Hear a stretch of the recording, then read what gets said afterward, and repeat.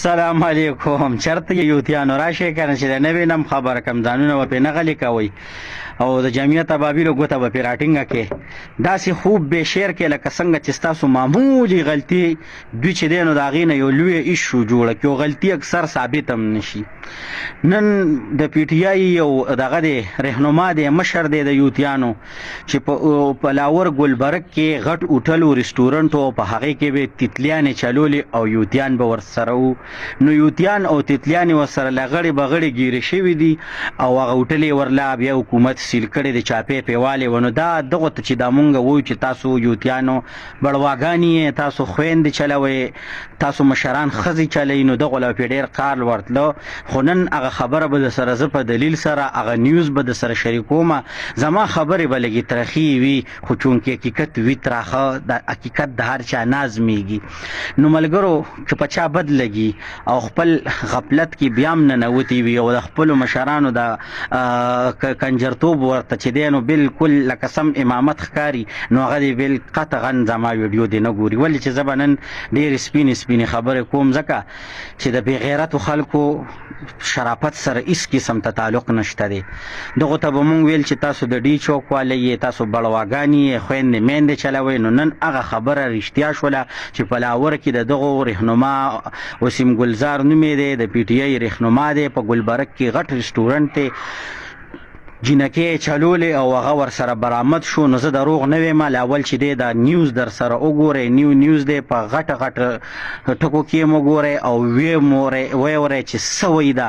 پس د هغې نه پې خپله رایه کمنټ کې چې د یوتیان او د تتلیانې او د پی ټی آی والا کم خلک نو راځئ دا ویډیو کلپ در سره لږ وګورئ. ابھی اہم خبر دیں گے آپ کو. لاہور گلبرگ میں معروف ہوٹل پر چھاپا مارا گیا ہے. نازیبا حرکات میں ملوث مرد اور خواتین گرفتار کیے گئے ہیں. پولیس نے ایف آئی آر درج کر لی ہے. ہوٹل کو سیل کر دیا گیا ہے اور یہ بھی آپ کو بتائیں کہ یہ ہوٹل پی ٹی آئی رہنما وسیم گلزار کی ملکیت ہے. اہم خبر ہے یہ لاہور کا معروف علاقہ ہے گلبرگ جہاں پر ایک ہوٹل ہے جس پر چھاپا مارا گیا ہے. نازیبا حرکات میں ملوث مرد اور خواتین کو گرفتار کیا گیا ہے. پولیس نے ایف آئی آر بھی درج کر لی ہے جبکہ ہوٹل کو سیل کر دیا گیا ہے.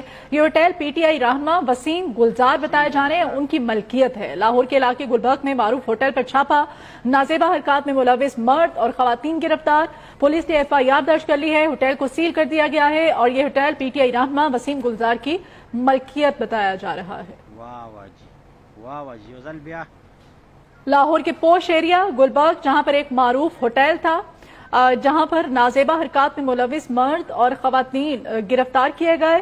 پولیس نے ایف آئی آر درج کر لی ہے. ہوٹل کو سیل کر دیا گیا. یہ ہوٹل پی ٹی آئی رہنما وسیم گلزار کی ملکیت بتایا جا رہا ہے. ماشاءالله ها دا د یوتیانو مشران دي چې خپل ملکیتي هوټلو کې چې دی ښځې چلی.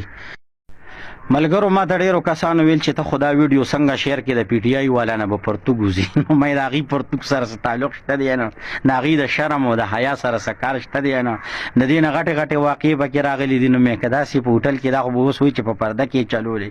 نو مې د پی ټی آی او د غیرت ترمنځ ډېرې غټې دښمنۍ دي او ډېرې غټې ډزې شوي دي.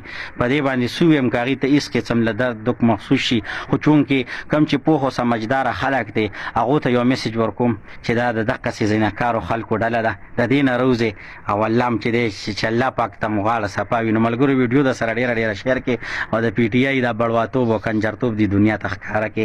ستاسو ورور بلال اجازت غواړم. د الله په امان.